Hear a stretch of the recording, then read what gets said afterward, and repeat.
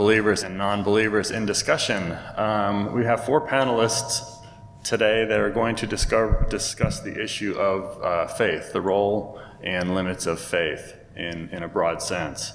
Now, as we start this, I want to give a couple of definitions. I'm going to moderate, and the 4 panelists are going to be going at it. Let me do a little introduction. On the right, we have Ian Diorio from Yucaipa Christian Church. And to his left is Jay Ward. Any more than that, just Jay Ward? Jay Ward, important man. To my left, Eric Ozols on the non-believer side from Inland Empire Atheists and Agnostics. And Brad Hughes from Chaffey College Astronomy Department. There you go. Okay. So thank you, everybody. This is a bit of a tough subject because I'm going to get my iPad up so I can read it. Because the topic of faith is defined different ways. So I'm going to put some definitions up or define the word because it can be used different ways. And when we talk up here, I want to make sure that everybody knows which version we're talking about, which version of the word, so we don't kind of mix it up. Okay, this is paraphrased from the Oxford English Dictionary. One definition we have of faith is strong beliefs in the doctrines of a religion based on spiritual conviction rather than proof. And this is what I generally see as leap of faith is kind of what we're referring to in this definition. So you're making a leap based on information that you don't have. A nice example of this is in one of the Indiana Jones films. You remember where Indy had to walk over a chasm, and it looked like there was nothing there but a chasm to fall into. And he had something that told him to have faith, and with no information but that, he took a step. And go see the movie. But that's a good example. Last Crusade. Is it The Last Crusade? Crusade? Okay, I can't remember which one it was. So that's number one. It's faith without evidence. It's jumping that last part from evidence to conclusion, positive conclusion, without having evidence behind it. The second definition would be trust or confidence in something, like having faith in mankind. I have faith in this person's ability or something along those lines. So that's number 2. And the third is generally synonymous with the word religion. This is my faith. Christianity is my faith. Mormonism is my faith. So those are the 3 that we're going to use. So at times I might stop or interrupt and try to clarify which one we're on. So in case it does start to get a little fuzzy. So each person here, welcome guys. Each person here we're going to start is going to get up to 5 minutes. So we're going to start with Ian, and then we'll have a rebuttal to each person, and then we'll go into the casual back and forth discussion. So okay, who's going to keep me accountable to the time? I am a pastor.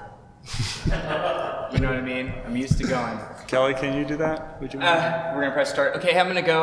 Just first things, thank you so much. I'm just honored to be here to represent faith. In some ways, though, the definitions are interesting. The first thing I want to say is the topic's interesting. It says the role and limits of faith, and it talks about that in the singular, as if there's a role, and that's if there's a limit to faith. And I think there's an assumption behind that that's a philosophical assumption that's reflected in the Oxford Dictionary's first definition, that faith is somehow a leap without evidence. I would define faith a leap beyond evidence, and all of us at times have to make leaps beyond evidence. It's not just religious people who live with faith, it's not just Christians or Jews or Muslims, it's people who live with faith. Faith is a constitutive category of knowledge. For instance, from a secular worldview, a materialist worldview, the notion that we should dignify all people under the notion of universal human rights. From what do we do appeal to? What reason do we appeal to that circumvents culture or is rational and appeals to all cultures at all times? I mean, to me, there's a faith jump there. I think it's a good one. I agree with the reasoning but my reasoning would be from a tradition that includes doctrine and theology and things like that to give us definition of why human beings should have human rights. I think there's an assertion made at times about certain ideas and ideologies that for me is a complete leap of faith. I mean, even if you want to get to the problem of like solipsism, this notion that I can know rationally that there's other minds other than my own, or that the past is a real thing. I mean, problems in philosophy have existed like this for a very long time, and many people realize that constitutive to our language, Wittgenstein pointed this out, constitutive to our cultural assumptions, constitutive to our philosophical and political assumptions, are untenable, unevidentially based reasons that many of us come to believe. Now, I would say that all of us come to believe what we believe based on many things. One is, of course, reason. I believe in God, I think, for reasons. I have good reasons and arguments to believe in God, but it's not as if it's 2 + 2 = 4 and now we have it all. We can go test it in a lab and come to see that this is what God is or what it isn't. I think we also come to believe what we believe for cultural reasons. I also think we come to believe what we believe and have faith in what we believe in because of emotional reasons. I think all three of those are operative. So the first thing I would say is I wouldn't want to think about faith as something that, like, you know, the ignorant have or people who believe in God have, and the rest of us just use reason, pure reason, unadulterated reason, neutral reason. I think postmodernity has shown that's not true from people like Michel Foucault, Paul Feyerabend, Ludwig Wittgenstein. I would argue that all of us are functioning all the time with assumptions that we cannot prove, though we know are true, assumptions that we believe in, though may not be evidentially justifiable, but still are claims to knowledge, and we think those are true. Secondly, the role and limits of faith. The role of faith, I mean, it's the role of people in a democracy. I mean, if we live in a democracy, we live in a pluralism, we live in a construct where the best ideas can be brought into the public square with civility like we hope to accomplish today. So this idea that the role of faith is somehow segmented. People are working with faith all the time in their assumptions. And they're part of an American democracy where they can offer reasons and arguments. And as if those reasons should be limited in the public square, I think would be a problem. I think of the civil rights movement. I'm the father of 3 black children. Martin Luther King, in his letter from the Birmingham jail, argues based on faith, saying that there's a rational law that has to supersede every other cultural law, because if cultural laws say that black people shouldn't have rights, that they're not human, fully human, then we have to argue from a position of faith in a supervenient law above these unjust laws. And so I would say, in that sense, I'm very grateful as a dad to African-American children that there was a faith movement. Not saying it was only faith people in the civil rights movement. There was many secularists who fought that battle too. So I'd say the role and limits of faith can be a great thing. It also can be a very destructive thing. Where I criticize faith is in the sense that I can appeal to revelation and not to reason, not a combination of revelation and reason, to control people's behavior in the public square. I would disagree with things like Sharia law. I would disagree with notions that the Bible says this, so we're now in America, and every person, because the Bible says it, has to obey with it. I would rather argue for what philosopher Charles Taylor calls the immanent frame. We come to this public space, we bring our ideas, a mixture of faith, reason, emotion, and we have a public dialogue of how we can live a common life together and search after the common good. I believe Christianity should be for the common good of a great society for everybody, and that's what our faith should fuel us towards. Any rebuttals on this side? Oh, I didn't know you were preparing one now at the moment. Brad, do you want to give anything? Oh, I guess I have a few ideas on the topic. This is a rebuttal to what This is a Ian rebuttal said. specifically to him, right? Okay, so in the idea of faith, then, what would you constitute? I deal as a scientist. I deal with things all the time that are, let's just say, outside of morals, but based in facts. Yeah. You know, is it reasonable for a person to have faith in whatever they want? It feels to me like it's arbitrary. To me, I would say, I would think when we talk about faith and reason, I think we have to dig deeper into those notions. Sure. So if you mean reason by evidence, Yeah. and you're a scientist that we have to believe everything by evidence, you cannot prove by evidence that what you just said is true or not. I mean, this is the problem of logical positivism, that it becomes an assertion. We just should believe everything by evidence. Okay, give me evidence that we can appeal to that you're not a brain in the vat, connected to a computer, and that this is a simulation. You can't appeal to anything other than your consciousness, which I'm calling into question, in your very reasoning. So, I mean, this is the problem of the mind-body problem. So the notion to me that there's a separate category of evidence, I would say that certainly in mathematics we can talk about provability. I think outside of that, we probably talk about plausibility, and then we have to bring reasons and arguments to the public square. So the idea that faith to me is only a leap of faith, only religious people believe things that can't be based on evidence, I think is just philosophically untenable. I think all of us believe things. Science, too. I mean, Thomas Kuhn wrote in his book, The Paradigms of Scientific Thought, The Structures of Scientific Thought, that even science itself is socialized, the way that we think about science. I mean, Isaac Newton had no issue with the notion that there was a God and that God was inactive and moving in the world, but he also believed in science and the verifiability of science and its mechanisms. So I think there's multiple categories here, and the idea that most of the things that we believe and experience in life can be proved somehow by evidence, neutral evidence, I would say that really is only something that we can really think through in mathematical lens or something like that. I would say other than that, we gotta bring arguments. Can I ask, I still didn't really get an answer to the question. The question was, can you believe whatever you want on faith? Can Hindus believe the earth is on the back of a turtle? I would say what I would say is this. I would say there's, Thomas Aquinas, he talked about reason and faith, right? And I would say for me, there are, St. Augustine, on his commentary on Genesis, he said, obviously, we cannot take this literally because you have light before the sun, and, so the notion that the Bible says it, and the fundamentalists are the ones who kind of bring that to perspective. I would say for me, no. If I'm making a claim that appeals to public knowledge, I should have reasons for that claim. And I think all of my claims are defeasible, which means they can be philosophically defeated. But for me to say, for instance, I think it's harder with science, right? Because I think there's some verifiable principles there than it is with politics or philosophy, right? Sure. So let's think of human rights real quickly. I have a view that every human being has inalienable human rights. I like our founders on that, right? To what do I appeal to ground that evidentially? I mean, I can't prick you with a pen, test your DNA, and see if that's true from a scientific perspective. That's a philosophical or political statement. So for me, I have to bring reasons. Now, I think that's how it works. We make statements, we try to bring reasons, and I would say that, yes, all beliefs are defeasible. Every belief I have is defeasible. And that's why I believe my beliefs should be brought to the public square. They should be tested. Now, there's also working assumptions of what constitutes evidence, and I think we'd have to talk deeper about that, Okay, let's shift sides here and go over to Eric. I was planning on a lot of my addressing what Ian said. So I almost said Ian. I'm so sorry. I almost said what Ian was saying in my opening. So I really agree with Phil that context and syntax is really important here. And I will propose, I can't compel you, but I will propose that these different definitions we're using, as opposed to saying faith because it muddies the water, if you mean trust, say trust. Don't say faith, okay? If you mean religion, say religion. Don't say faith. So I prepared a thing. And Kelly, this is for you because I wanted to be here when you... I liked your poster last time, so I brought this. I prepared the other side, but I think we beat up the context and syntax enough. So this is what I brought. So what he's got for the definitions, I pulled these directly from the iPhone dictionary, which is not official.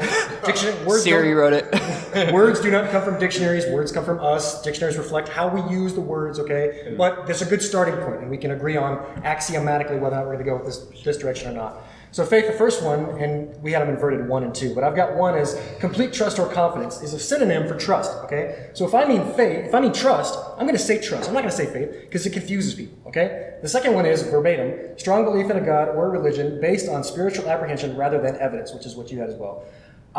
This is my own subjective, I pull this down as a synonym for religion. If this is your religion, you're using that as a religion, my faith. I'm practicing my faith on Sundays with my fellow faith constituents, right?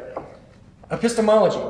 I am getting my answers. I'm getting my worldview. I'm getting my truth, accuracy, facts, if you will, via faith, by a strong belief in a God or religion based on spiritual apprehension rather than evidence. Further breaking it down, 2B1, belief without evidence, directly from there. The third one is belief in spite of contradictory evidence. This is when you're talking to a professional wrestling fan. And they're convinced that it's real, right? It's a legitimate sport, right? And they can deduce and they can come up with all these syllogisms to convince you that professional wrestling is real. They don't care that the wrestlers are actually telling you that it's wrong, okay? That it's false. This is belief in spite of contradictory evidence. From the Bible, from my Bible fans out there, faith is the substance of things hoped for, the evidence of things not seen, Hebrews 1:11, the King James Version. And just to be silly, it depends on context. If I say faith, I can be using a proper name. Faith Hill, right? That's a person's name. So if I mean Faith Hill, I'm going to say Faith Hill. If I mean trust, I'm going to say trust. If I mean my epistemology, I'm going to say my epistemology. I'm not going to use faith because it muddies the water, confuses things. Does that make sense? Yeah, it's good. Is that fair? Cass, what would you use for number 3? Because I'm going to do the same thing. Trust, epistemology. If I mean trust, I say trust. If I'm talking about a belief system or a faith tradition, I'm going to say it's my religion. People don't like the word religion, and I'm not going to beat anybody up over that. But I don't use the word faith when I'm talking about somebody's religion. I say their religion because it just muddies the water. And I realize people use the word faith for all these things interchangeably, but again, syntax and context are very important, and it just confuses people like crazy. Good. Fair enough? Thank you for that. I'm not saying anybody has to. It's how I will use the terms. No, to be fair. Yeah, I will say that it's important to have definitions. I mean, definitions really kind of need to be defined within a conversation. Because Definitions need to be defined. I'm sorry. Yeah. Well, and I would say this. That's circular, Phil. And I don't know if I can comment on this, but I would say that's the same thing for evidence, right? Deducing evidence means different things to different people, right? And based on a construct or a worldview. For instance, in your science lab, there's a certain understanding of what evidence is that appeals to that rational discourse. For somebody who's a believer in God and they pray, God, I pray for this to happen, and it happens, that's evidence within their worldview. That is confirmation evidence in the same way that law uses evidence of a different kind. So I'd say the same thing that applies to faith and knowledge and epistemology and evidence. All of these are, I mean, we don't want to split hairs all day, but I think they all have different realms of discourse, social imaginaries, if you will, that they can function in. So a follow-up to what you said in there, I'm assuming that's a rebuttal for me. You said if somebody prays for something to their version of a claimed God, and it happens, this is evidence for his existence. For them, that would be evidence.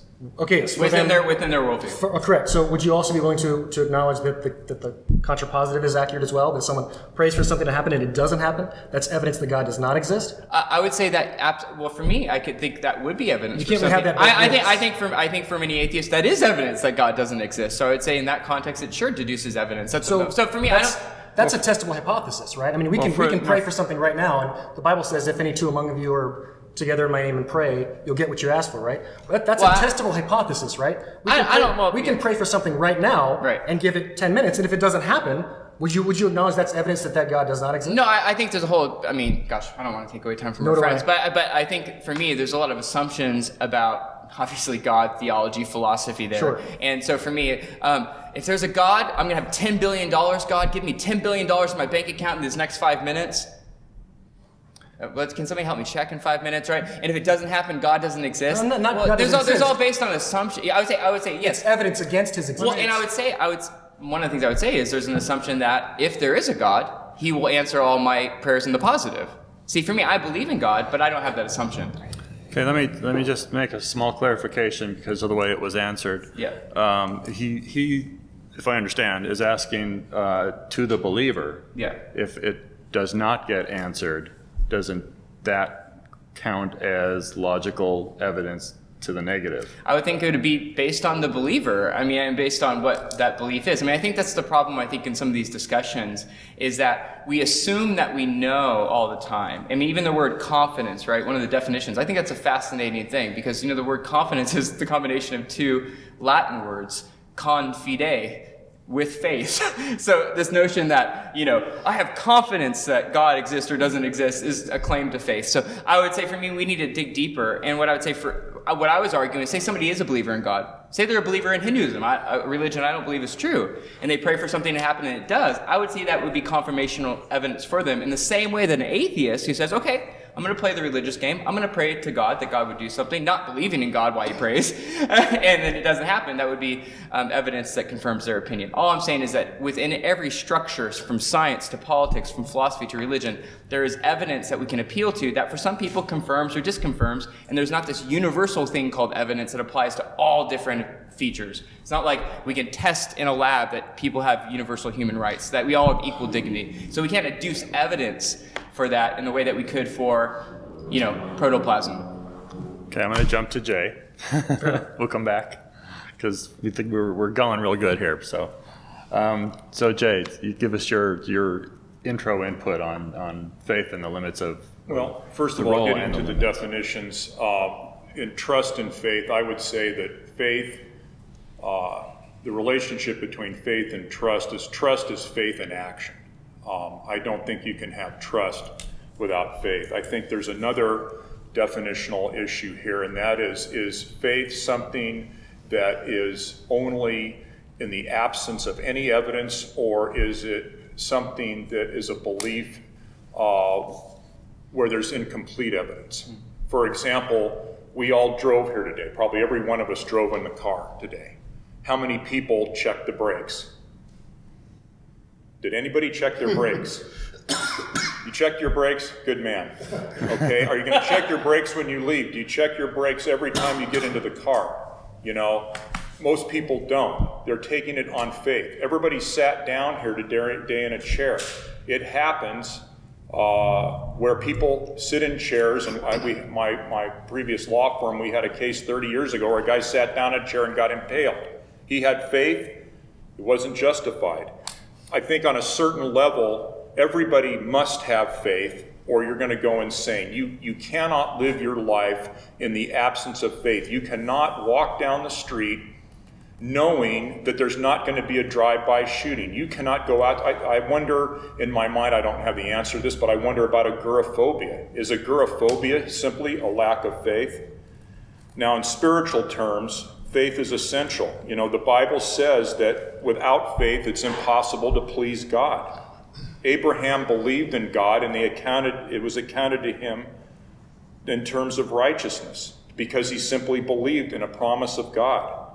Okay? In terms of eternal salvation, faith and belief in Jesus Christ is the key. It says, as many as received him, to them he gave the right to become children of God, to those who believe in his name, to those who are born not of blood, or the will of the flesh, but of the will of man.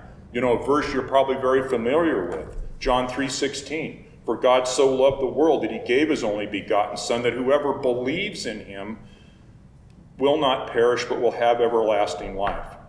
So there is a faith then that even though we have violated God's laws, even though we've messed up, there's a faith that says that God will still reach out, and has in fact reached out and has touched us. Now, the limits of faith. Let's talk about that for a second. There are limits of faith. In the secular world, I would argue that if a person irrationally clings to a notion or an idea, there's a question as to whether that's faith or is that something else. Now, in law, we deal with a thing called cognitive bias. Cognitive bias refers to a systematic pattern of deviation from the norm or rationality in judgment, whereby inferences about other people or situations may be drawn in an illogical fashion. Cognitive biases are tendencies to think in certain ways that can lead to systematic deviations from a standard of rationality or good judgment. So to me, when a person irrationally holds to a proposition which in the light of sound data is error, that is not faith, that's cognitive bias. Okay, for example, if I stubbornly clung to the notion that 2 times 2 is 5, is that faith? I think it would be a good argument that that's cognitive bias. Okay, so in the natural realm, there are limits to faith. Now, what about in Christian circles? Are there limits there? Yes, there are. For example, in the book of James, it says, you ask and do not receive because you ask amiss. Okay, that you may spend it on your pleasures. So you can pray for these things, these examples you used. If you ask amiss, it will not be granted. The other thing that the Bible says is that God works all things together for good for those who love him and are called according to his purpose. He's not saying your personal good, he's saying the good, the overall good.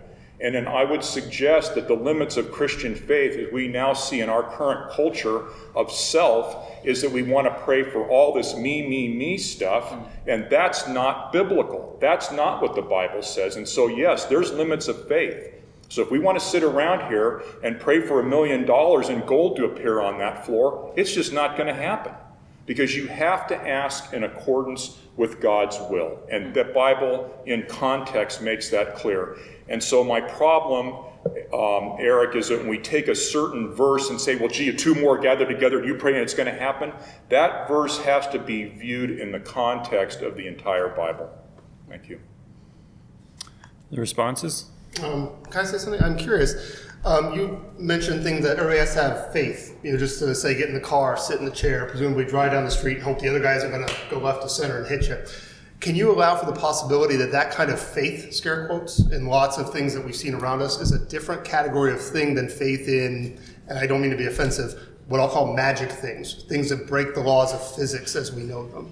I mean, are those two different types of faith? Those aren't really the same thing, are they? Well, but you're assuming, for example, let's just take God. I don't know about magic. Let's take the existence of God. I believe that we can use basic principles of probability analysis and what we know about your field, astronomy, what we know about microbiology, and what we know about genetics, and we can rationally conclude that it is impossible for us here in this room, everybody here right now, to be here as a result of natural processes. It is not mathematically possible for you to be sitting here today based upon nature. And I believe that that's mathematically provable. But you still didn't really answer my question. Well, my question was, are they two different categories of things? Personally, me, I don't.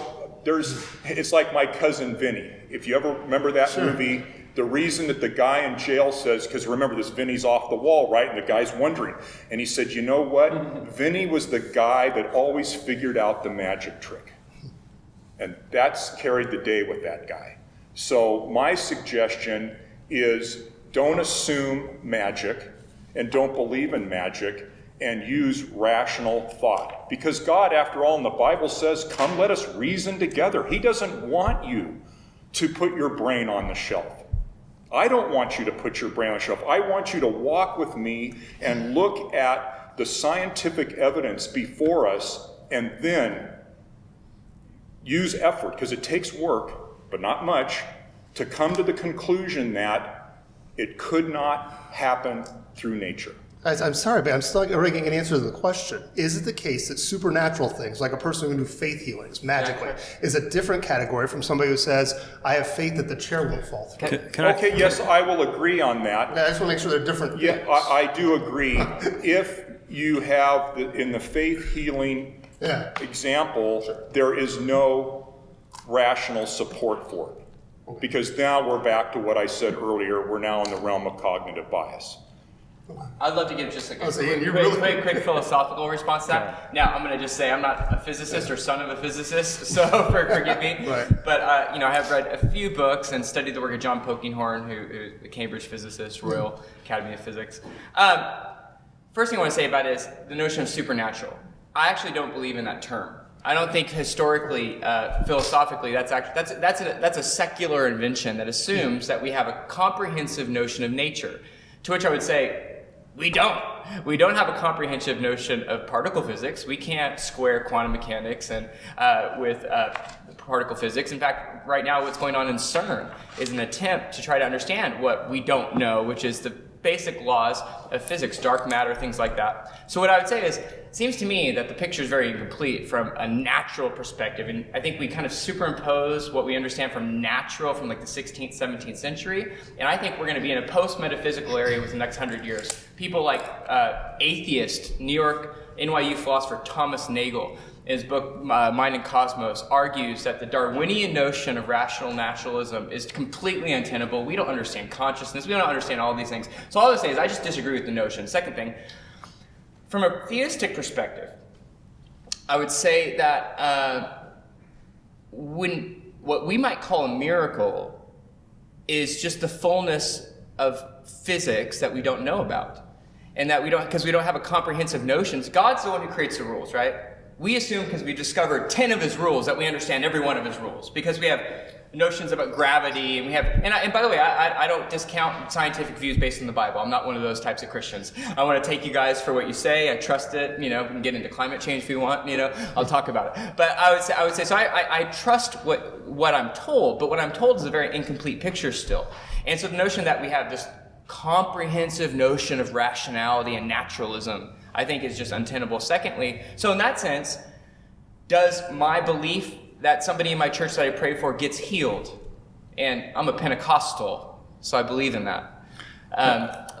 Does that take some supernatural belief to believe in that. No, it just means that maybe that's the fullness of naturalism that I quite haven't figured out yet. A question here is, between what you two guys are saying, is this a difference of a type of faith or a scale of what is measured Well, as I'd faith? argue it's by degree.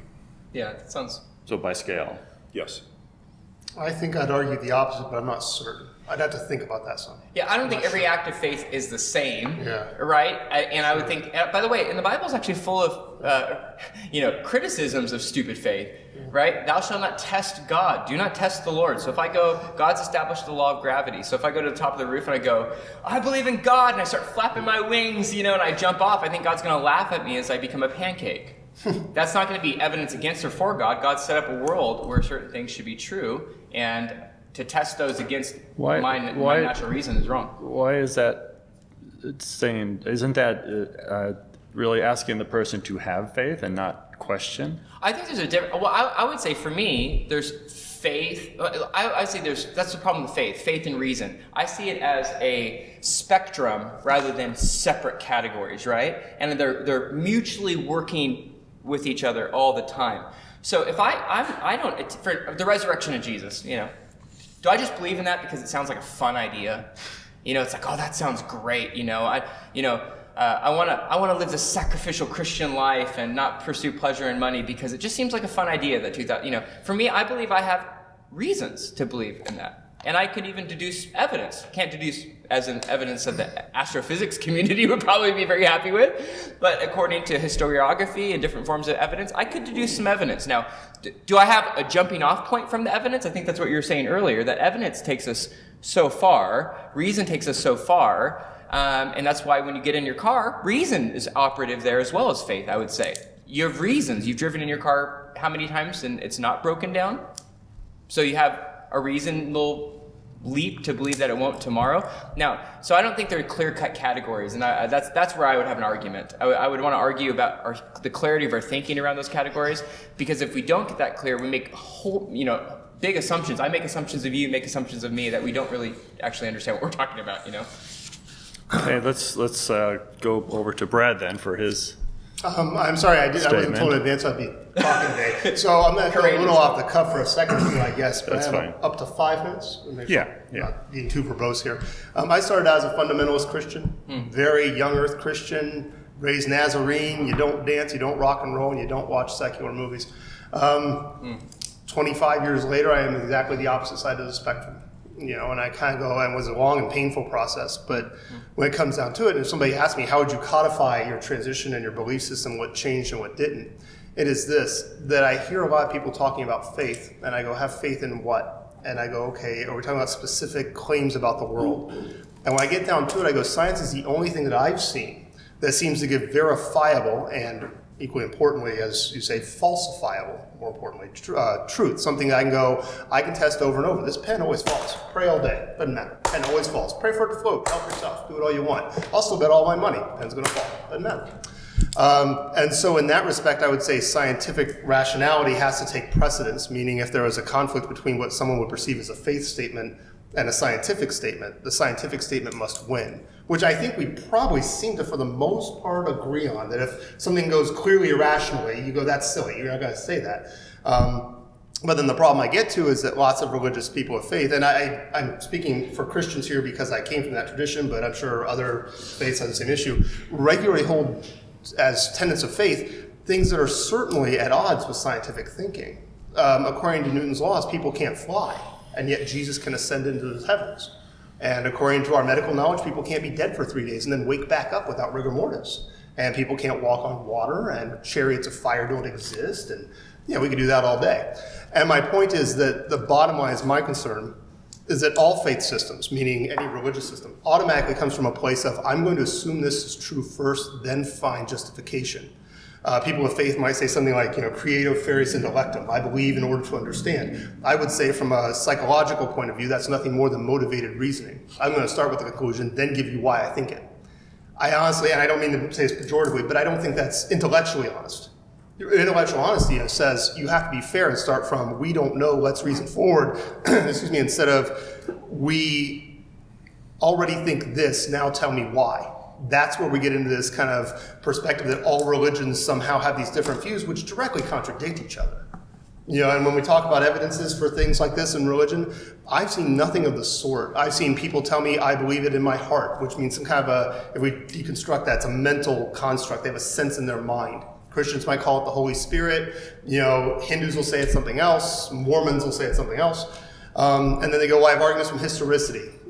Not really. I mean, you have 4 people writing it down decades later. That doesn't give me evidence people can fly. It doesn't. Come on, we can pretend like it does, but it doesn't. Come on, it's not honest. You'd never believe it today, right? If somebody said they flew over there a week ago, you'd never go, yeah, sure, let's follow that guy. No, it wouldn't happen. And so this seems to me to be nothing more than a big, big case of, to believe something is true, you should have positive evidence for it, not the arbitrary assumption that it could be. Then tell me why I'm wrong. Because otherwise, I can construct any number of claims and say, prove me wrong. Who's the guy? Had the big teapot out, Bertrand Russell. And his big, I have a teapot out past Jupiter, prove me wrong. Well, I can't. Well, see, there could be a teapot past Jupiter, you didn't disprove it. So that's not really a good way to reason, because otherwise, I can say I believe in leprechauns, prove me wrong. And that sounds silly now, but there are lots of people in Ireland who really used to believe this. Or gremlins, or the Yeti, or the Chupacabra. Any number of things that you want that don't make any sense at all.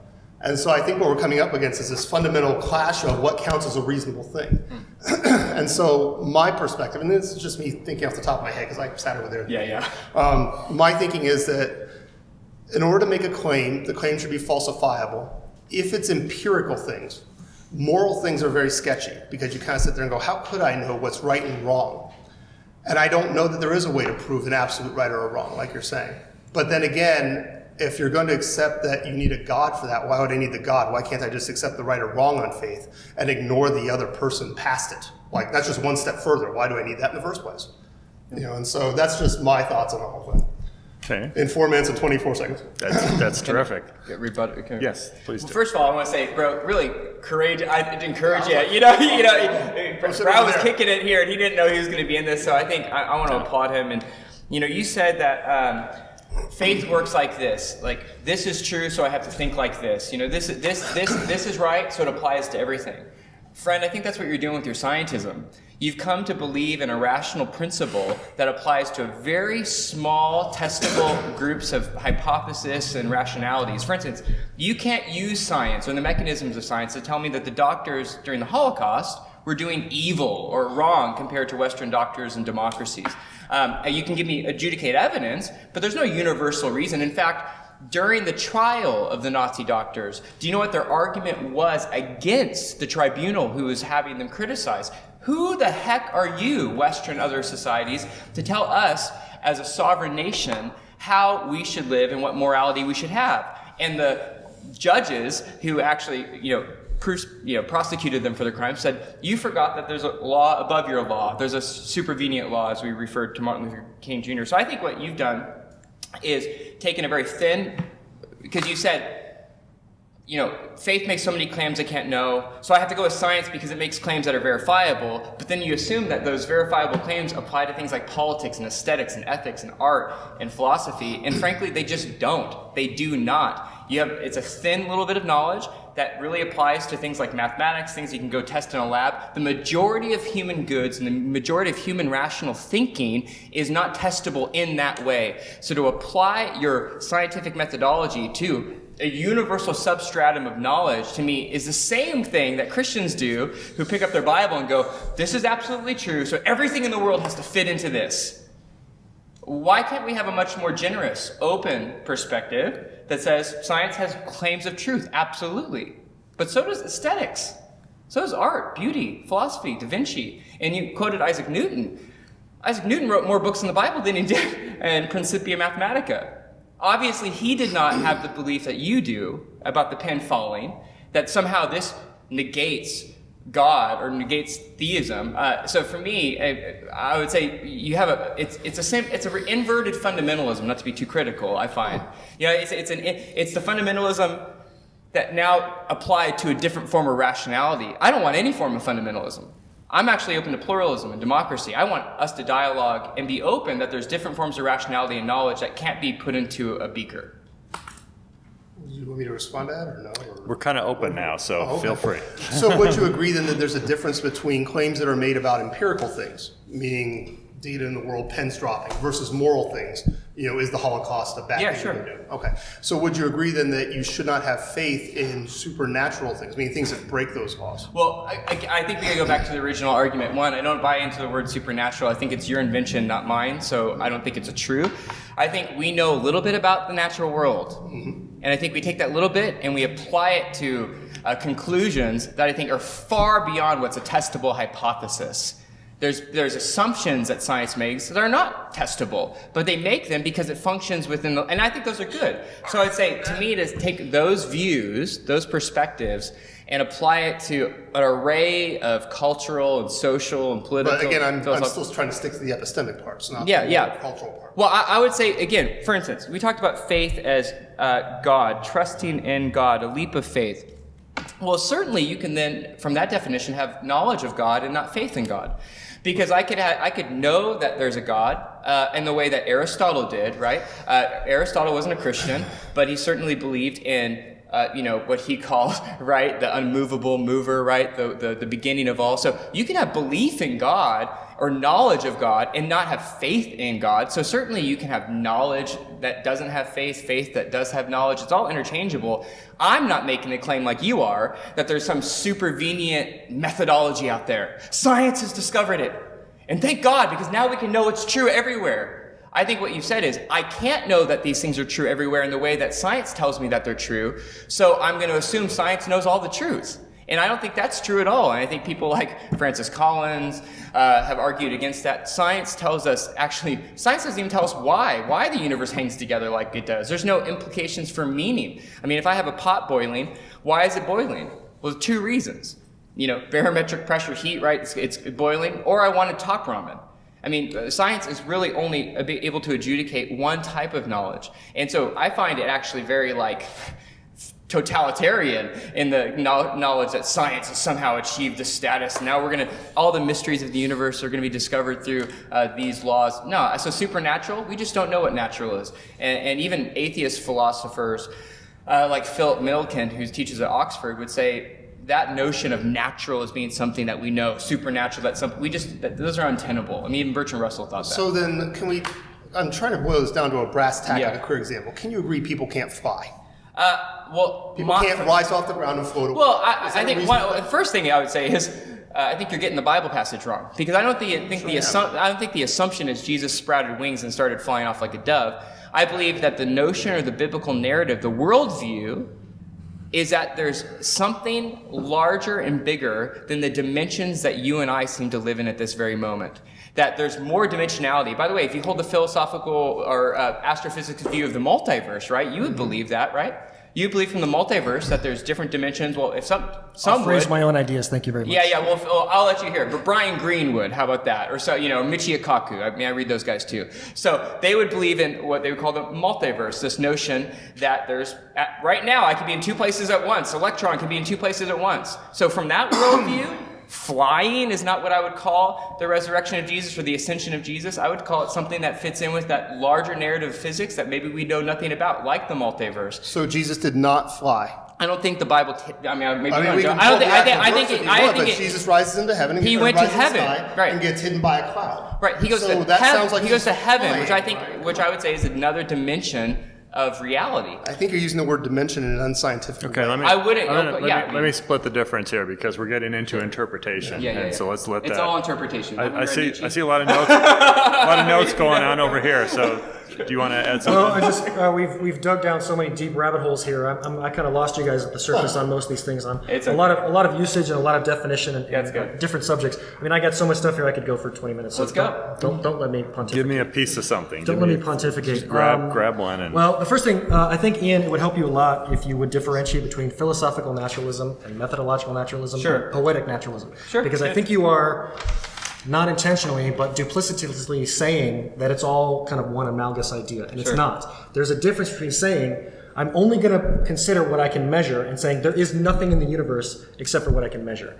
Philosophical naturalism says only natural things exist. Methodological naturalism says I'm only going to consider what I can measure. If I can't measure it, it doesn't get a seat at the table. And you're using both. And then poetic is the Sean Carroll shout out to we can't express these things in human ideas any better, so we make up flowery language to come up with things of miracle and magic and supernatural. That's the poetic naturalism. But if we just ground ourselves in philosophical versus methodological, I think it'll help out a lot. Because you're saying sciencism, and people who make this claim all the time about sciencism, they're confusing philosophical, and they're assuming philosophical is the entire shebang, and it really isn't. So that was the first note that I made. I don't know how much more you want these because I can. I would just say. Do you have a response to this? Eric and I hang out. I want to kind of mix it My up. response is a question, and that is there a consensus here among the panelists that we're here either one of two ways? We're either here because natural processes brought us here, or we're here because of some, I won't use supernatural, but extra natural, apart from natural causation. I mean, is it one or the other, or is there some third alternative? A why or a how? Which are you were asking? How, not why. How? Why is back to the philosophical point that Eric's making. I'm more concerned with how did I get here? That's what I'm concerned about. So is the how and how I got here, is it either because of natural processes, or is it something that is supernatural or outside of nature? Are those the two alternatives logically, or is there some other third alternative? That's my question. For everybody. Everybody. Just quickly, I mean, I would say I believe in an ultimate creator of the universe who transcends space and time and materiality. I believe in God, happily. And because of that, I believe that the world was created by someone, a being who's not subject to the same forces, laws of nature. So I would take the classical Christian view. Now, that's how the world got here. Now, how I got here, I wouldn't say unguided natural processes, but I would say certainly by natural processes, in the sense that I don't think there's this nature totally cut off from God's activity. They're totally separated in that way. I believe in the classical notion of transcendence and immanence. God's absolutely working. Okay, well, the answer to how is not. I mean, what you're saying right now. Oh, I don't think any of us know the how. Frankly, I mean, if we want to go there, I don't think anybody on this panel has dominant knowledge of how we got here. But what you're answering is a worldview. It's an ideology. I think we're all worldviews. Okay, I think yours is a worldview. I think with respect to Jay, he's looking for a pretty simple answer here. And to be fair, I don't really want to get bogged down into what could potentially be a false dichotomy, but I will address it as best I possibly can and let me know if it's sufficient. I see no reason to suspect any supernatural causation, because every time we've learned anything, it has always turned out to be natural. So for us to impose that there is supernatural causation anywhere, I think is the belief without evidence, or belief in the face of contradictory evidence, the way I was using the epistemology version of faith earlier. So I think that's what you're driving at. I see no reason to be skeptical of causation being natural. Can we define natural and naturalism for me? Well, I guess my real question is, if it's not natural, what is it? Do we? I don't recall saying it wasn't natural. I say. Can you define? I want to know what you mean by that, because I really don't know what you mean by natural. Well, I guess. Excuse me a second. What I guess I'm hearing is that you're not willing to accept the possibility that it could be anything other than natural. Is what I'm hearing. No, I said I see no reason to be skeptical that it's natural. That everything we know so far is natural. So, if you had a reason to be skeptical that it was present natural, it. then you'd be interested in it. Please present it. Please, good. by all means. If you have evidence that I'm not privy to, I want that. Because if my ideas are wrong, I want to correct them as rapidly as possible. Oh, me too. I would say everything that we can and cannot, everything that we can measure. Is that fair? But there's an assumption there that measurability means natural. So, for right now, there's things in physics that we're trying to measure. Theoretical physics. Yeah, theoretical physics. Right. Quarks. Dark matter, things like that, right? Well, we can measure its effects. Well, not even sometimes necessarily. Sometimes we can measure it mathematically. We can make mathematical assumptions. Based on axioms. And based on axioms. I could do that with philosophy and theology all day long too. Well, the difference you know, is- I mean, so for me, like, I would say this notion of naturalism. I'll make a prediction here, not a Christian prediction. I'm not a prophet or son of a prophet. I will bet the textbooks from 100 years from now will have a definition of naturalism that refutes both of your perspectives of what naturalism is. I disagree. I totally believe that. I totally believe that science will progress to such a degree with notions of consciousness, notions of metaphysics, things like that. I think the definition of natural. Oh, how do you make that assumption? I mean, the 17th century. That's an interesting statement, so I want to hear this. I would say, disagreement. to get back to the original point, I would say naturalism is a set of rules by which the universe operates, which are cogent, repeatable, and I would say they probably have to be falsifiable for us to know them. So they're repeatable. They're repeatable. Natural law, but we they're don't know repeatable. them. They're repeatable. Sure, so there was a probably naturalistic account for the creation of the world. As far as I know, that only happened one time. So how's that repeatable? Well, what do you mean by world? Wait a minute, I got to back up a few. I mean, the singularity of space-time history in the universe is not a repeatable event. I'm saying, I don't said know within the universe. We don't know. Do it again. I mean, you know what I mean?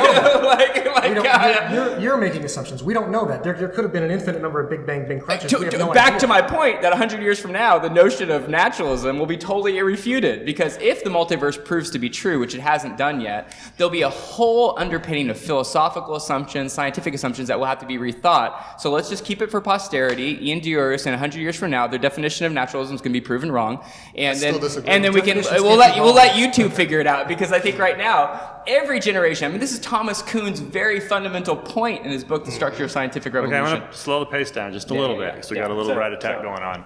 Can I Hold on make for a second, and Yeah, then can I let make Brad. the point that while Kuhn in Structure of Scientific Revolutions was speaking strongly about the idea that scientific paradigms change, he at no point questioned whether or not the universe ran according to mechanistic rules. At no point was that ever in a question in that book. He did not ever make the claim that we, at this point, have full knowledge of those mechanisms. I don't think we do either. And that Science- the so we knowledge would close the science. and the knowledge that we'll discover in the future will make the knowledge that we have now defeasible. I agree And with that's that my again. argument. So my I agree argument with is not that that everything we know about natural right now is going to be turned upside down. I think we do know some things. I don't make the assumption that we know everything, and I think some of the things that you hold to be true will be proven from scientific perspective, not from some apologist, to be wrong. Therefore, I think we should have more of an expansive understanding of what nature, naturalism is. Going back to the earlier conversation of what's possible in the universe, I don't have the thin version of naturalism that you do. So I'm much more open to both physics and physical actions that happen in the world. I mean, I think we just have more room to figure it out. I don't have a closed-off worldview that says we know everything, these things can't happen, these things can't happen.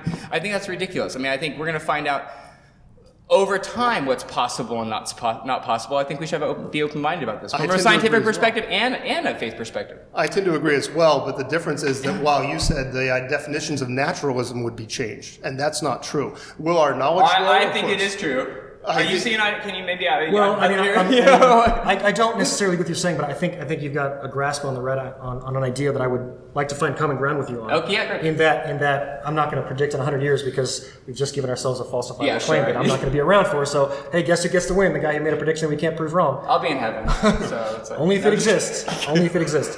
I will find common ground with you that I absolutely think, and I certainly hope nobody would disagree. I'm not saying anyone won't, but we will learn a whole lot more 100 years from now than we have right now. Sure. I think that's what you're driving. I think that's what you're driving. So that we shouldn't be so hard fast to these closed-off definitions as if we have absolute knowledge. We just don't. We just Of course, don't. but the problem is that we shouldn't assume things that aren't yet in evidence. Well, I would say I'm open to the idea of leprechauns, but you have to show me some leprechauns. evidence that appeals to your thin notion of what No, again, naturalism and evidence would mean. Let me put it this way. Is there anything that religion has proven true? Like put it this way. In all the years that I've studied science, I've seen more progress in 400 years than I have in 4,000 from religion. Can you name me one scientific thing that religion has said, no science, you're wrong, Well, religion's didn't wrong? Albert Einstein believe that the world didn't have a cause and it lasted forever? And didn't Sure. in Genesis 1 said, in the beginning God created the heavens and the earth? Yeah, but I mean, God- I think the assumptions of the Bible that there's a unique singularity and creator of all things is a biblical claim that has been actually verified through science. That has actually, Einstein was so frustrated by the notion of a beginning. I mean, you're a scientist, right? That he didn't even want to believe in it. In Walter Isaacson's biography, He had to have arguments with the Oxford Analytica philosophers who were saying, no, this seems where it's going to be going. And even up until his death, he had major issues with what we now know is true. So for me, yeah. But it feels like you're taking the pieces you like, meaning the idea that God said there was a beginning in the Bible, that God created things, and ignoring the parts that you don't. Like we're in Genesis, that you get the creation of things in the wrong order in astronomy. You can't just keep the parts you like and chuck the parts you don't. Well, that's not really fair. I don't know. I'd love my other brother who's a Christian here to say, I think part of this comes down to how we interpret the Bible. Do I believe Genesis 1-3 is a scientific manuscript? No. Do I believe it gives us poetic hints and philosophical opinions that seem to lead us to certain places or not? Yeah, but I don't have this rigid, thin view of the Bible as if, it was written by Galileo or, something like that. Or to me, the Genesis 1's a poem. Now, was it right in my view? Philosophically, if the world had a beginning, yeah. Okay, Can I take real issue? Yeah. Because you're trying to have this both ways. You're saying the Bible says God created the universe out of nothing, and then you're saying the Bible, the Genesis is poetic. It can't be. The Bible's a library. In this, if I said this library says, the library says this is true, what a ridiculous statement. Because the library is full of philosophy and science and poetry and history and geography and maps and. The Bible is 66 books written over thousands and thousands of years. To say that there's this thin notion, I even hate the way that we even talk about it. The Bible says, give me a break. I mean, as if like this, it's not the Quran for me. It's continual revelation over thousands of years. It didn't fall from heaven. And I think some of the fundamentalist assumptions that people like Dawkins and Hitchens and Harris, all these guys, they assume that what Christians mean by the Bible is what the worst fundamentalists mean by the Bible. Yeah, but and I would say there's a lot in a sense, yes, could sometimes the Bible speak and seem to have comments that align with what we've tested in science? Yes. Could sometimes not? Yes, we have to ask what genre it is, what literature it is, what does it mean, in what context, what was the author thinking? It's just not as simple as going the Bible this, the Bible that, it's just not as simple. If the potential for poetic license and lateral movement is there, who's to say that your interpretation of what's poetic is accurate? Hold on. Yeah. And that each individual gospel of the New Testament saying the resurrection of Yeshua of Nazareth is not poetic. Well, here's the deal. I mean, one, I don't have the fundamentalist assumption that someday I'm going to have the method that you guys have discovered and suddenly arrive at the golden mountain of absolute truth. I'm actually a postmodernist. I believe that actually some things can be verified, some things can't. There's a whole bunch of other things that are operational at all this time. So we have to read and we have to think. And I'm open to a dialogue about if you want to argue that the resurrection is mythology. I would want to. It's not my claim. Yeah, I know that. But I'm saying if that was a claim, I would say, okay, let's have an argument about that. Let's have an argument. Discussion. Yeah, or discussion about that. But if you show, for instance, the story of the prodigal son, I don't think Dan Barker likes to use this all the time, and whatever.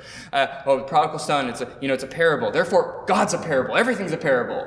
It's to me, that's just an incredible non sequitur. The Bible is collections of writings. Some are parabolic, some aren't. We have to work really hard. That's why there's entire universities and institutions founded in this country, like Harvard, Princeton, Yale, that were started to train people in how to understand these things.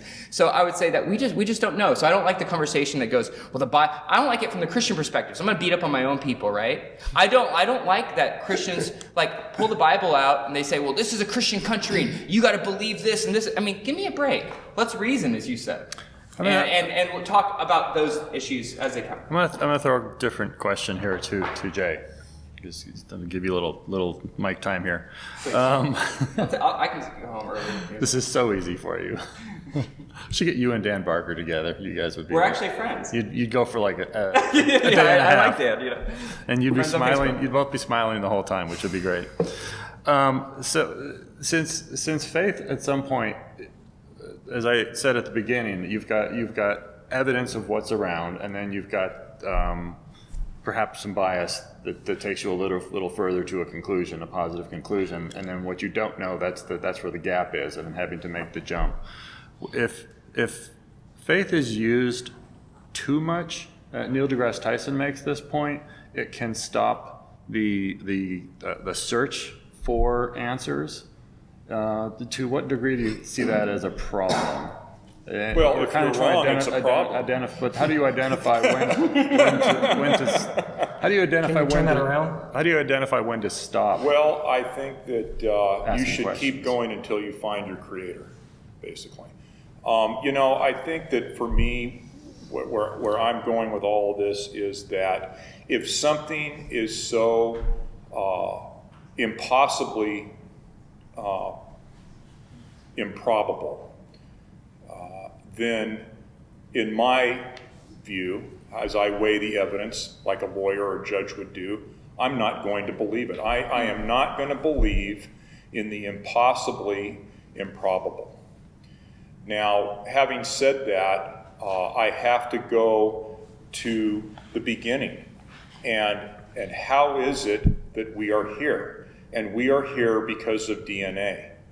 And where I'm having a problem faith-wise is believing that you can have a self-replicating 4-digit code that through natural processes resulted in the human genome.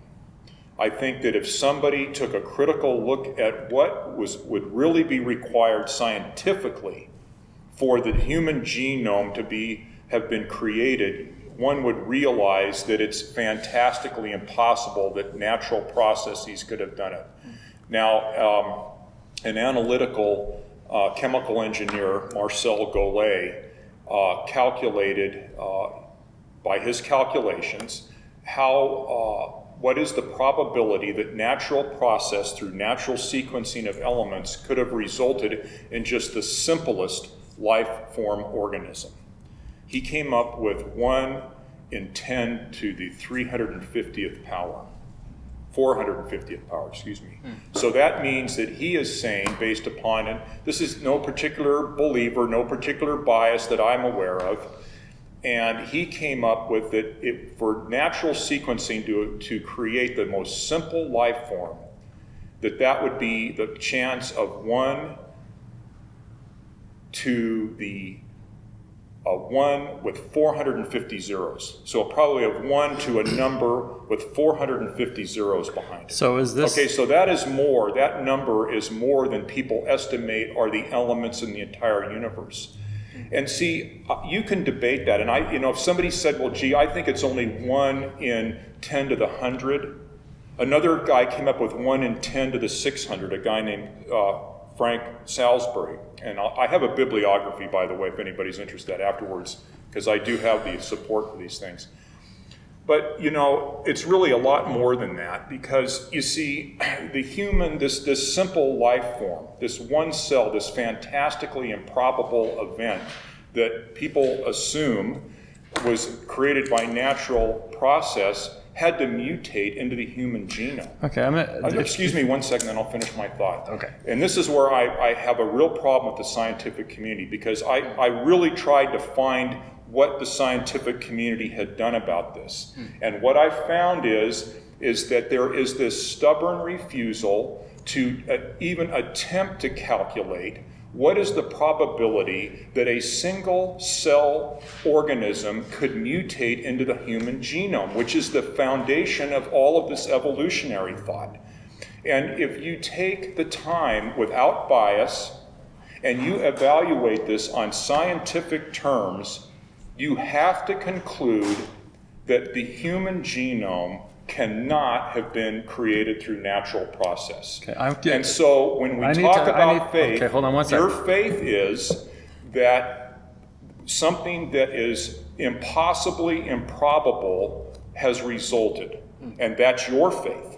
My faith is the reverse, the other side of the coin, that because it is so fantastically impossible for this to have occurred, it has to be something else. And I call that something else God. Okay. Can I respond to that on a scientific point of view? Hold on one sec, because we're going to be covering origin of life in our next session, actually. Well, So but I think I'm I might here be, on faith, and I'm here on my faith be, versus your faith. But no, the question here is, given that, what you just said, does that mean does that really end the question of the motivation to study naturalistic causes because the odds are so high?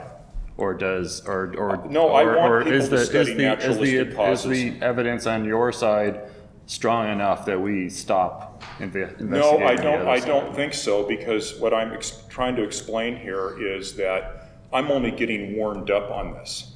If you kept looking and you understood all of the causation that is required, you would realize that you can't even start with the single-cell organism. You've got to start with how improbable it is that Earth even exists.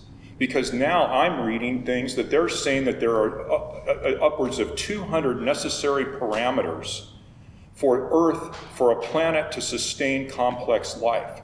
So you must, if you're using scientific probabilities, you must investigate what is the likelihood of Earth times the likelihood of a single-cell organism times the likelihood of multiplying that into the human genome. And I encourage you, Phil, to continue to investigate these things.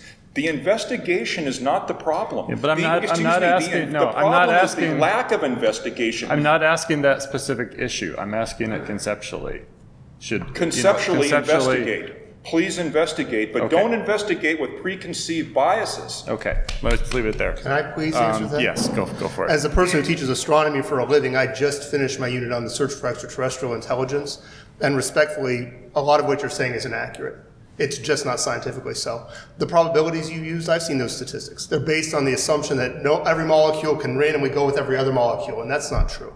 Only certain things selectively combine with those selective things. We've got tons of evidence. We've got fossils dating back 4 billion years in our earliest fossils, based on things like RNA, which is considerably simpler than DNA. We've got things like the Miller experiment that shows that amino acids can be formed out of very simple molecules, and I got that in the lab. I mean, I can take you over there and show the device that does it. You know, I can show you those amino acids to link into proteins. I can show you those proteins that will form into cellular walls. I can show that to you in labs. I can show you that RNA is formed up to, I think it's up to 60 bases now long, in very simple experiments where they wash water on clay just to see if it could happen by itself. I'm not talking about some theoretical construct. I'm talking about things that are happening in labs today. I've got evidence of evolution from one species into another in the Lensky lab in University of Pennsylvania. I mean, I can show you distinctly where these things that you claim are so improbable are happening all the time. Well, you know, the thing is about that is that honestly, guys, I need to stop. I need to stop it there because I don't want to get into Yeah, that so we're doing origin specific. of life That's next time. yeah, We get back to the that's a mothership. specific issue. Can I ask a faith So question? let's leave the balance faith there for question? now. Could I ask a faith question? Yes, please. I'm sorry, it was Jay. Jay.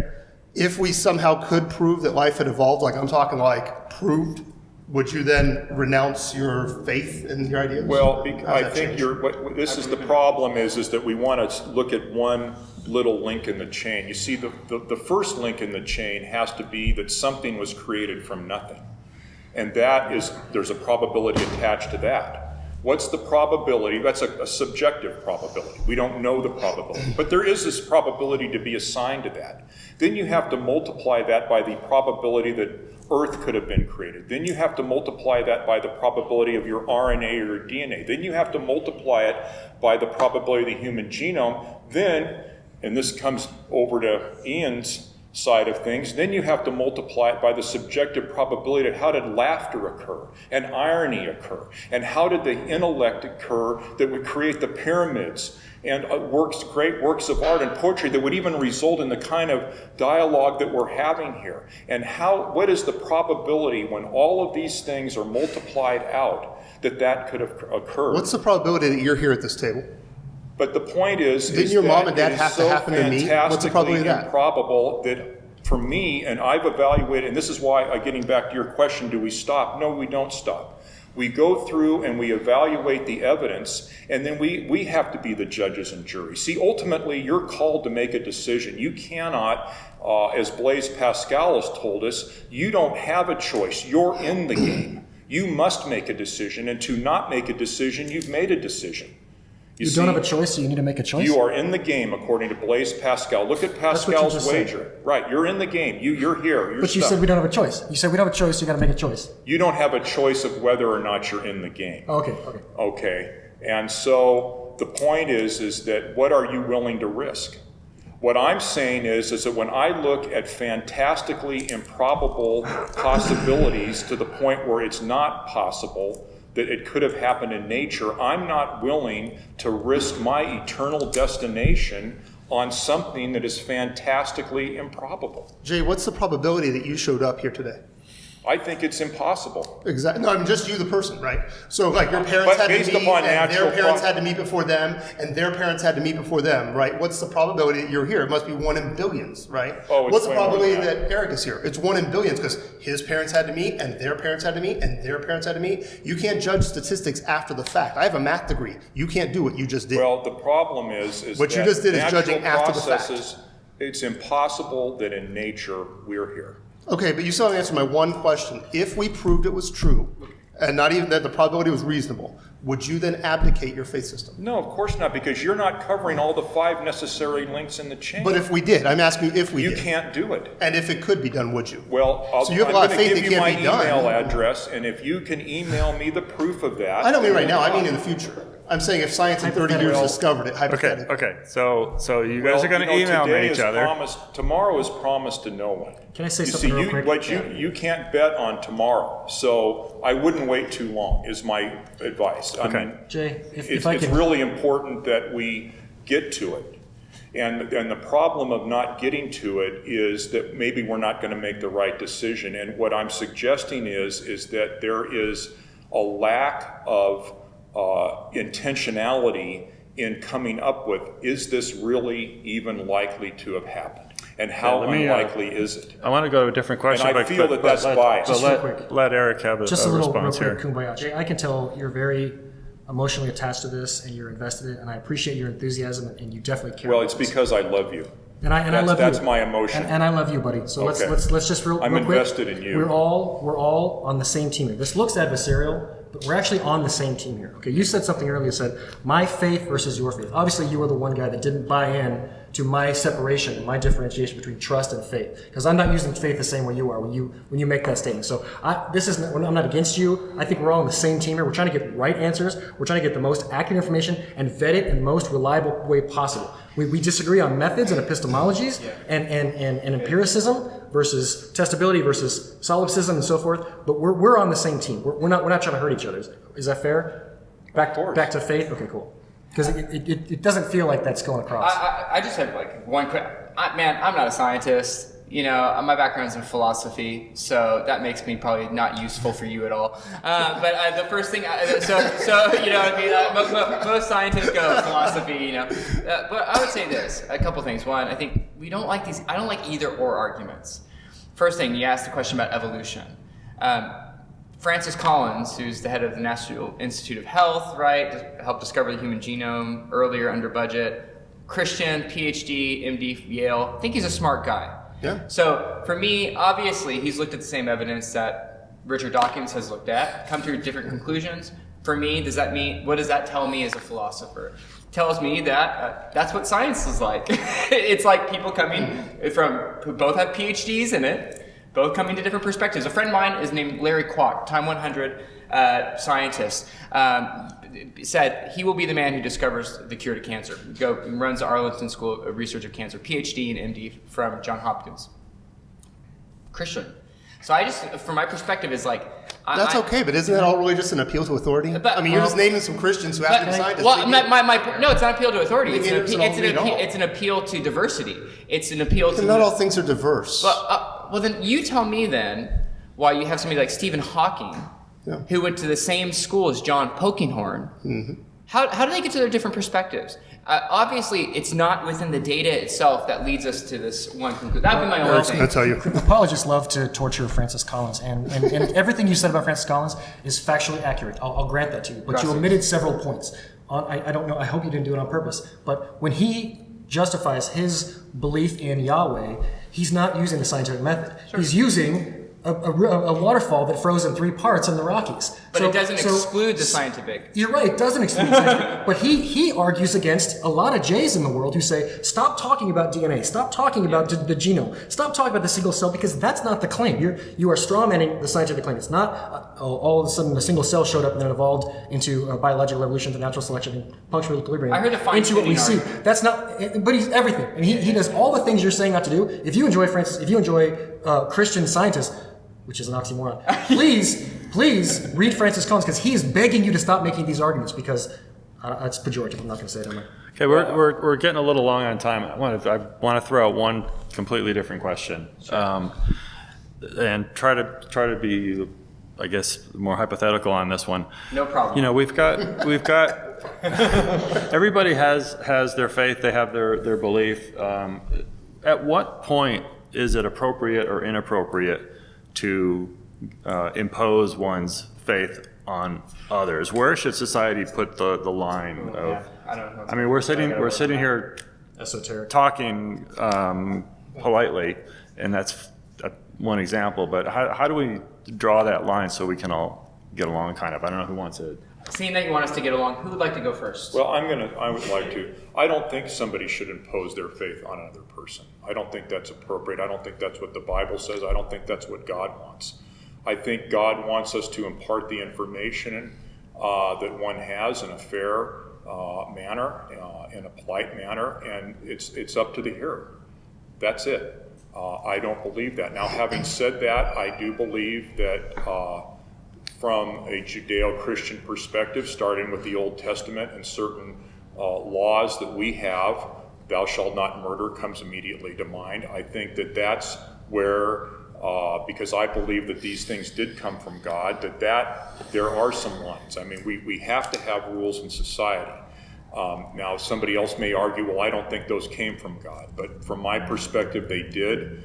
So if you're asking me about the role of imposing something, I think that if as a society, we cannot allow people to go and hurt other people, for example, I don't think that's right.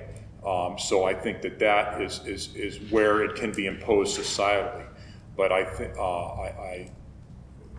and so I guess the other side of the coin then would be with other religions, and you brought up Sharia law, and I'm not an expert on Sharia law, but I think there's some things about that shouldn't be imposed, and that's their religious system, and I guess we can have all kinds of philosophical debates about that. Jay, can I ask you a question then about this? Sure. In terms of your own ideas, presumably you said you shouldn't impose your own religion on somebody else. Correct. What about moral things that don't directly harm anybody else? Gay marriage.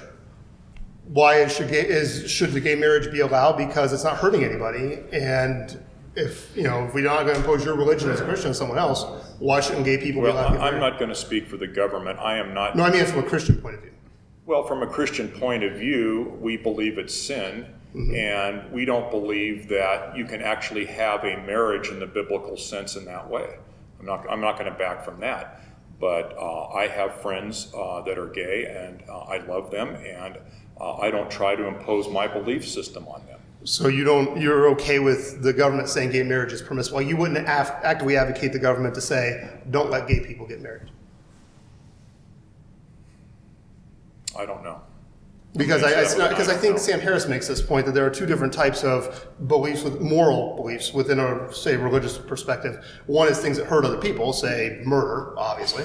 And another thing where you go, hey, that's just something I'm doing, like me watching computer-generated pornography. So there's no chance it hurt anybody else. It's just me, And somebody might say gay marriage. That's not anybody else's business but the people who are involved. And so I guess my question is, do you make a distinction between those two types of things? The problem with that is that's not what the American Pediatric Society is saying. I mean, the American Pediatric Society has come out very clearly that the most well-adjusted children are the product of a sound marriage between a man and a woman. Okay, that sounds like bull. That's just bull. Well, that's what the American Pediatric Society has. I think I can pull you 100 journal articles that say the opposite. But again, we're speaking from a moral faith thing here, not from that. I don't want to respond to you guys. Can I just respond to the question? But one other thing, though, I've not personally been called into that. I'm not a government official, and that's not my role. But I do believe that people need to have the truth, and that's it. I'm not going to impose my belief system on somebody else. So you wouldn't have been in favor of Prop 8 banning gay marriage in the state of California? Well, I don't know. I'm still in the I don't know category with that. So can I give my perspective? Yeah. The first thing I would say is we want to get clear on language. This language imposition, it assumes that only religious people do that. Democracy is implicitly coercive. It's 51% of the people telling 49% of the people how to live. Actually, the question is not to limit it to religion. Okay, my view, right? So this notion that what I would want to argue for is a true plurality in democracy. where we actually enter into public spaces, that's why I'm here today, to dialogue about these common goods. Now, the question is, what reasons or arguments can be made in the public good? This is what the philosopher John Rawls talked about, right? I think every argument, for instance, if you come in and do you believe in climate change, right? Of course. All right. So I hold the assessment is true based right, on and I believe in it too, right? So, but say my rational reasons for wanting to do incredible restrictions, government restrictions on things that will harm the environment. I think I could be able to, in the public sector, say, I'm a Christian. I'm not trying to impose my religious belief, but I want to tell you why I care about this. I care about this because I believe God's the creator and he wants us to care for his creation. And therefore, I think policy A is a good policy. Now, the problem with our liberalism that we see in our country right now is that it wants to exclude those types of public reasonings and the discovery of what John Rawls called a neutral language. And I don't believe in a neutral language. So what I envision is, I don't think we should impose anything. I have missionaries I support in Russia, and they are literally not allowed to, in the public square, they could not share the fact that they are a follower of Jesus under threat of being jailed now under Putin.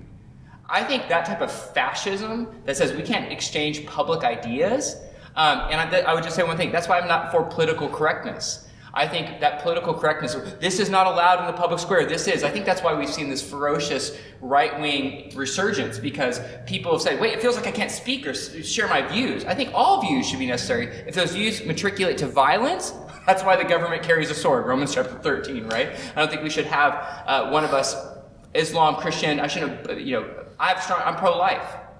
I have very theological, philosophical reasons why I'm pro-life. I will bring those to the public square. But those can never matriculate to bombing abortion clinics or killing abortion doctors, right? We have to argue. We have to reason together. Like that's what I want to do. So I'm going to give Eric the final word on this question. It's really short. It's all good. That's fine. You can take a short answer. If we're talking about faith to be, as I defined it, I don't think it's ever appropriate to impose your belief without evidence on other people.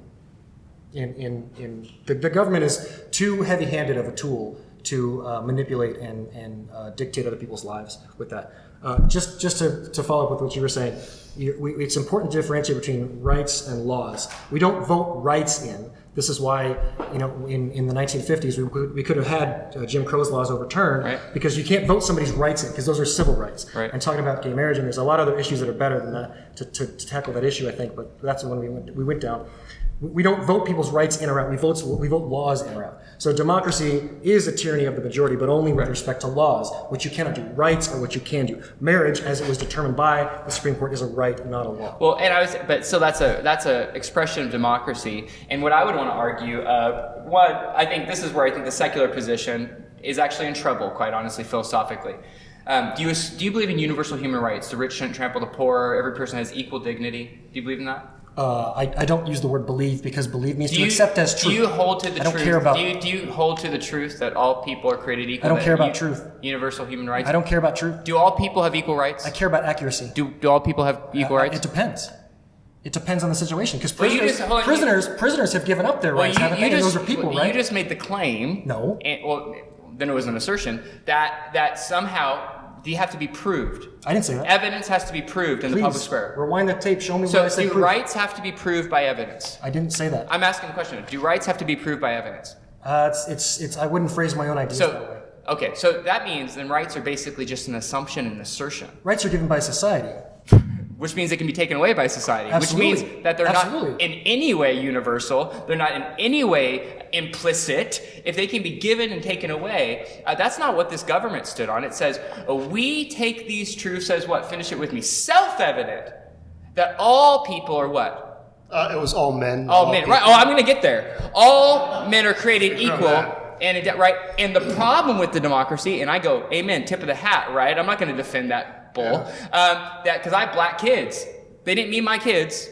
They didn't mean the ladies in the house, right? But the notion that led to the civil rights movement, to black people and women getting right to vote, was the appeal to the original statement that we take these truths as self-evident, that all men, and the unpacking of what that means as being created equal. The idea that we have evidence for that that we can attest to is absolutely philosophically untenable. There's no way. Now, I believe in it. Why do I believe in it? For a theological reason. Because all people are created in the image and likeness of God. That's what those founders were talking about. Why can't you just do it with the God and believe in the tenant without the God? So you want me to have faith in a tenet that I have no evidence for? You don't have any evidence for the God either. I do too. I can give you 5 lines of evidence. Let's talk about it. I'm ready to go. Well, don't toss it off. Okay, okay. You want to get into a philosophical argument? We're going back and forth. We're not going to get very Well, far. I'm ready to adduce arguments here. Okay, no. I'm not ready to give my opinion. Okay, guys, you've answered the question, and now we're about to go into another. So this is why we have so many of these things planned. I want to thank you guys for a spirited discussion. I love it. Let's give everybody a hand, please, if you would. We're going to take a break here and then come back with audience questions to the panel. Thank you very much.